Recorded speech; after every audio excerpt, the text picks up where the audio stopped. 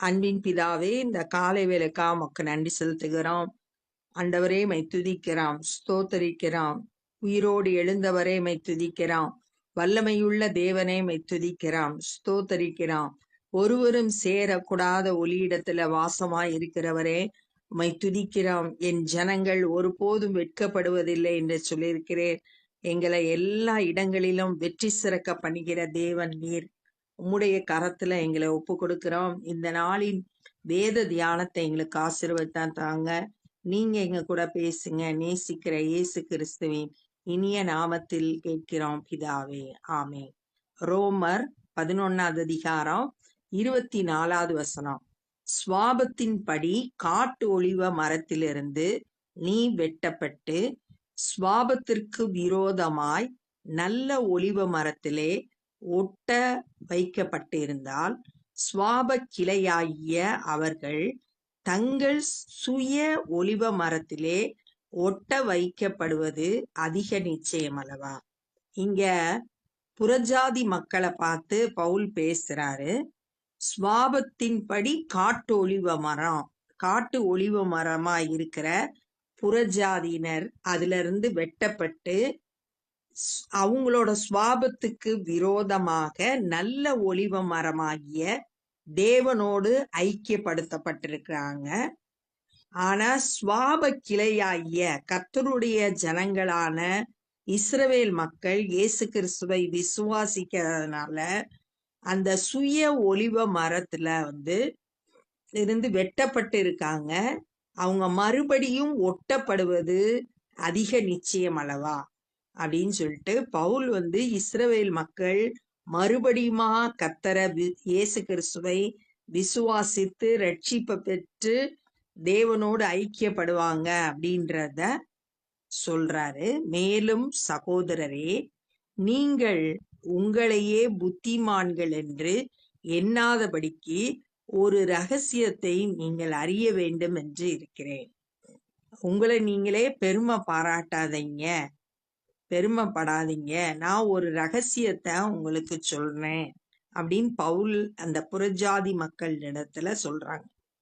அது என்னவெனில், புறஜாதியருடைய நிறைவு உண்டாகும் வரைக்கும் இஸ்ரவேலரில் ஒரு பங்குக்கு கடினமான மனது இருக்கும்.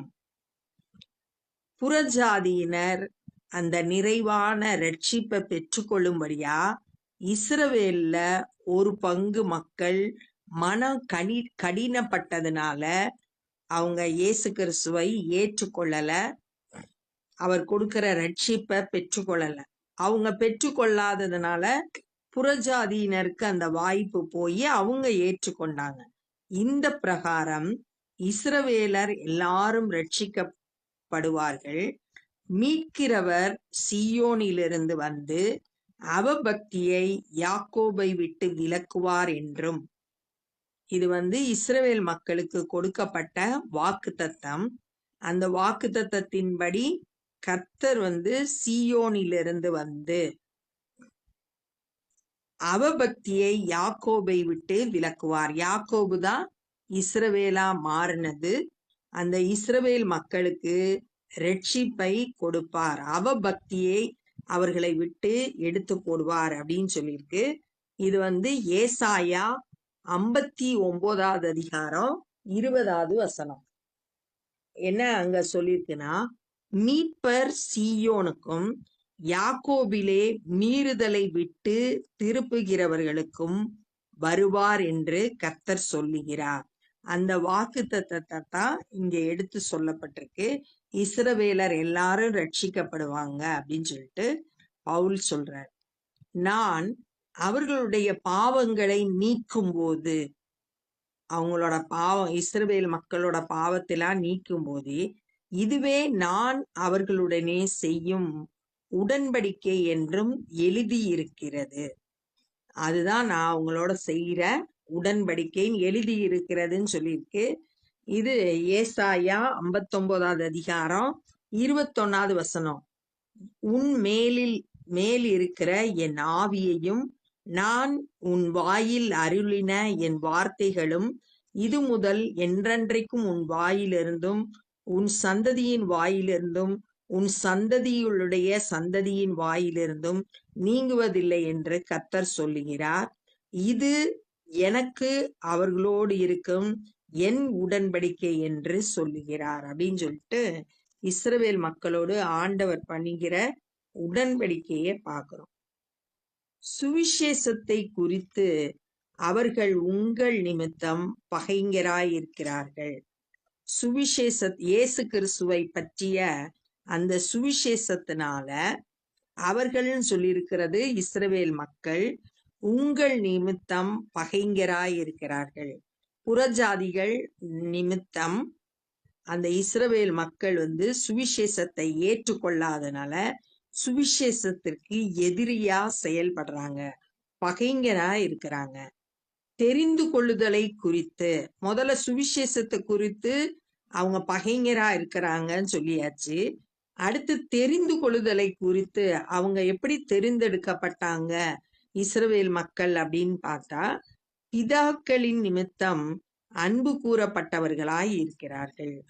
முற்பிதாக்களான ஆபிரகாம், ஈசாக்கு, யாக்கோபு இவர்களுக்கு தேவன் பண்ணின வாக்குத்தத்தத்தின்படி அவங்க இஸ்ரவேல் மக்கள் அன்பு கூறப்பட்டவர்கள். சுவிசேஷத்தை ஏற்றுக்கொள்ளாதனால பகைஞர்கள்.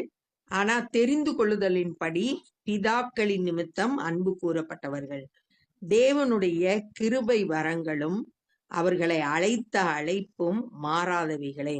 ஆண்டவர் அவங்களுக்கு கொடுத்திருக்கிற வரங்கள், கிருபையா கொடுத்திருக்க வரங்கள், அவர் அழைத்த அழைப்பு இதெல்லாம் மாறவே மாறாது. இஸ்ரவேல் மக்களை தேவன் அழைத்திருக்கிறார், அந்த அழைப்பு மாறாது. ஆதலால் நீங்கள் முற்காலத்திலே தேவனுக்கு கீழ்ப்படியாதிருந்து, நீங்கள் சொல்றது புறஜாதியினர், இயேசு கிறிஸ்துவை ஏற்றுக்கொள்றதுக்கு முன்னாடி தேவனுக்கு கீழ்ப்படியாதிருந்தீர்கள். இப்பொழுது அவர்களுடைய கீழ்ப்படியாமையினாலே இரக்கம் பெற்றிருக்கிறது போல இஸ்ரவேல் மக்கள் கீழ்ப்படியாதனால உங்க மேல ஆண்டவர் இரக்கமாயிருந்து ரட்சித்திருக்கிறார். அவர்களும் இப்பொழுது கீழ்ப்படியாமல் இருந்தோம், இப்ப அவங்க கீழ்ப்படியாம இருக்காங்க. பின்பு உங்களுக்கு கிடைத்த இரக்கத்தினாலே இரக்கம் பெறுவார்கள். எப்படி புறஜாதிகளுக்கு இரக்கப்பட்டு தேவன் அந்த ரட்சிப்பை கொடுத்தாரோ அது போலவே பின்னாடி கொஞ்ச நாள் கழிச்சு அந்த இஸ்ரவேல் மக்களும் இரக்கம் பெற்று ரட்சிப்பை பெற்று கொள்ளுவார்கள். எல்லார் மேலும் இரக்கமாய் இருக்கத்தக்கதாக. எல்லார் மேலும் அப்படின்னா அதுல இஸ்ரவேல் மக்களும் புறஜாதியினரும் எல்லாரும் இரக்கத்தை பெறதுக்காக தேவன் எல்லாரையும் கீழ்ப்படியாமைக்குள்ள அடைத்து போட்டார். எல்லாரும் கீழ்ப்படியாமையில இருந்தாங்க. தேவன் இரக்கமாய் இறங்கி அவங்கள ரட்சித்து அவர் தன்னுடைய ரட்சிப்பை அவங்களுக்கு கொடுத்திருக்கார்.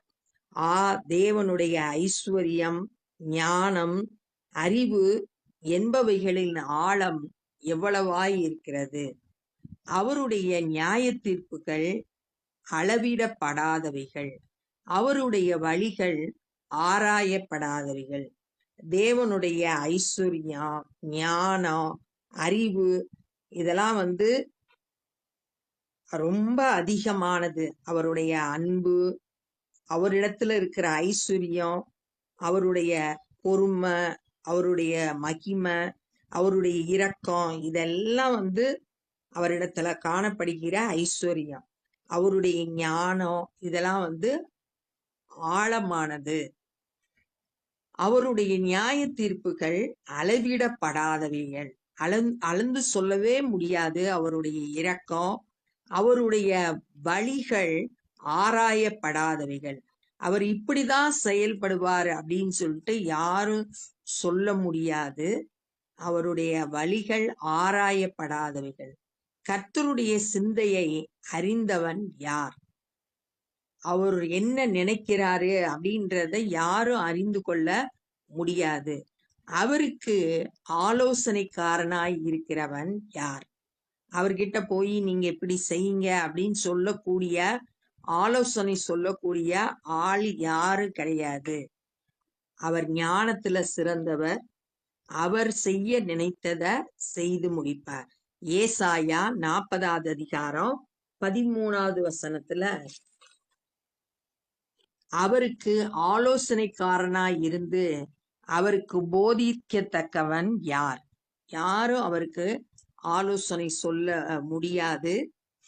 அதத்தான் இங்க சொல்லியிருக்கு. தனக்கு பதில் கிடைக்கும்படி முந்தி அவருக்கு ஒன்றை கொடுத்தவன் யார்? தனக்கு பதில் கிடைக்கணும்ன்றதுக்காக அவர் தேவனுக்கு ஏதோ ஒன்ன கொடுக்கிறவன் யார்? அப்படி இதே வசனத்தை யோபு 41வது அதிகாரம் 11வது வசனத்துல யோபு சொல்றாரு, தனக்கு பதில் கொடுக்கப்படும்படி முந்தி எனக்கு கொடுத்தவன் யார் அப்படின்னு ஆண்டவர் யோபுட்ட கேட்கிறார். அப்ப அவருக்கு பதில் கிடைக்கிறதுக்காக ஒன்ன கொடுக்கறதுக்கு யாராலையும் முடியாது. சகலமும் அவராலும் அவர் மூலமாயும் அவருக்காகவும் இருக்கிறது. எல்லாமே அவருக்காக தான், அவரால உண்டாக்கப்பட்டது, அவர் மூலமா செயல்படுது, எல்லாம் அவருக்காக தான் இருக்கு. அவருக்கே என்றென்றைக்கும் மகிமை உண்டாவதாக.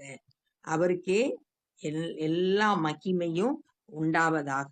ஆமேன். அப்ப இந்த நாள்ல நம்ம என்ன கற்றுக்கொண்டோம்னா, காட்டு ஒலிவ மரமான புறஜாதியினர் வெட்டப்பட்டு நல்ல ஒலிவ மரத்துடன் நல்ல ஒலிவ மரமாகிய தேவனோட இணைக்கப்பட்டு இருக்கிறாங்க. சுவாப கிளையான இஸ்ரவேல் மக்கள் மறுபடி வெட்டப்பட்டிருக்க அவங்க அவிசுவாசத்தினால வெட்டப்பட்டாங்க. திரும்பவுமா அந்த நல்ல ஒலிவ மரத்துல ஒட்டி வைப்பது நிச்சயம் அப்படின்னு சொல்லிட்டு பவுல் சொல்றாரு. புறஜாதியினர் ரட்சிக்கப்படும்படியா இஸ்ரவேல்ல கொஞ்சம் பேரு மனம் கடினப்பட்டாங்க. ஆனா எல்லாரும் இஸ்ரவேலர் எல்லாரும் ரட்சிக்கப்படுவாங்க அப்படின்னு சொல்லிட்டு பவுல் ஆண்டவர் சொன்ன வாக்குத்தத்தத்தை சொல்றாரு. சுவிசேஷத்தை குறிச்சு இஸ்ரவேல் மக்கள் பகைஞரா இருந்தாங்க. தெரிந்து கொள்ளுதலை குறிச்சு முற்பிதாக்களுக்கு ஆண்டவர் கொடுத்த வாக்குத்தத்தின்படி அன்பு கூறப்பட்டவர்களா இருக்கிறாங்க. அழைத்த அழைப்பும் கொடுத்திருக்க கிருபை வரங்களும் மாறவே மாறாது அப்படின்னு சொல்லிட்டு சொல்லப்பட்டிருக்கு. இப்ப கீழ்ப்படியாமையில இருக்கிற இஸ்ரவேலர் இரக்கம் பெற்று ரட்சிப்பை பெற்று கொள்ளுவாங்க அப்படின்னு சொல்லிட்டு சொல்லப்பட்டிருக்கு. தேவனுடைய ஐஸ்வர்யம், ஞானம், அறிவு இதெல்லாம் ரொம்ப ஆழமானது. அவருடைய வழிகளை நம்ம ஆராய்ந்து அறிந்து கொள்ள முடியாது. அவருடைய சிந்தனைகளை நம்ம அறிந்து கொள்ள முடியாது. அவர் எப்படி செயல்படுறாருன்றது நமக்கு தெரியாது. அவருக்கு நம்ம யாரும் ஆலோசனை சொல்ல முடியாது. அவர்கிட்ட இருந்து பதில் கிடைக்கணும்ன்றதுக்காக நம்ம ஒன்றை அவருக்கு கொடுக்கவும் முடியாது. எல்லாமே அவரால, அவர் மூலமாக, அவருக்காக தான் இருக்கு. இயேசு கிறிஸ்து தான் அவரால தான் எல்லாம் உண்டாச்சு. அவர் மூலமா தான் எல்லாம் செயல்படுது. அவருக்காகத்தான் எல்லாம் இருக்கு. அவருக்கே மகிமை உண்டாவதாக அப்படின்னு சொல்றத இந்த நாள்ல நம்ம தியானிச்சோம். இப்ப நம்ம ஜெபம் பண்ண போறோம். அன்பின் பிதாவே, இந்த நாள்ல நாங்க கற்றுக்கொண்ட இந்த வேத பகுதிக்காய் நன்றி செலுத்துகிறோம். ஆண்டவரே, உம்முடைய ஐஸ்வர்யம், ஞானம், அறிவு ஆண்டவரே ஆழமானது. கர்த்தாவே, உம்முடைய வழிகளை நாங்க அறிந்து கொள்ள முடியாது. ஆண்டவரே, உமக்கு ஆலோசனை சொல்லக்கூடிய தகுதி எங்களிடத்துல இல்ல. ஆண்டவரே கர்த்தாவே, நீர் எங்கள் மேல் இரக்கம் காட்டுகிறீர். உம்முடைய அன்புக்காய் ஸ்தோத்திரம். உம்முடைய அளவு கடந்த கிருபைக்காய் ஸ்தோத்திரம். எங்களை தெரிந்தெடுத்தீர், அதற்காக துதிக்கிறோம், ஸ்தோத்தரிக்கிறோம். ஆண்டவரே ஸ்தோத்திரம். உம்மாலதான் நாங்க ஆண்டவரே உண்டாக்கப்பட்டோம். நீர் எங்களை ஆண்டவரே ஒவ்வொரு நாளும் வழி நடத்தி வருகிறேன். உமக்காய் வாழ எங்களை முற்றிலுமாய் அர்ப்பணிக்கிறோம். பரிசுத்த ஆவியானவர் எங்களை போதித்து நடத்தும்படியாய் ஜெபிக்கிறோம். இந்த நாள்ல சுவிசேஷ பணியை செய்கிற ஒவ்வொருவரையும் உடைய கரத்தில் எடுத்து பயன்படுத்துங்க. அநேகர் உம்மை விசுவாசித்து ரட்சிக்கப்பட உதவி செய்ய. உம்முடைய வருகைக்கு ஆயத்தப்பட கிருபை தாரும். நாங்களும் மற்றவர்களுக்கு உம்முடைய அன்பை சொல்ல ஞானம் தந்து வழி நடத்துங்க. எல்லா துதி கன மகிமையும் உமக்கே செலுத்துகிறோம். நேசிக்கிற இயேசு கிறிஸ்துவின் இனிய நாமத்தில் கேட்கிறோம் பிதாவே. ஆமென்.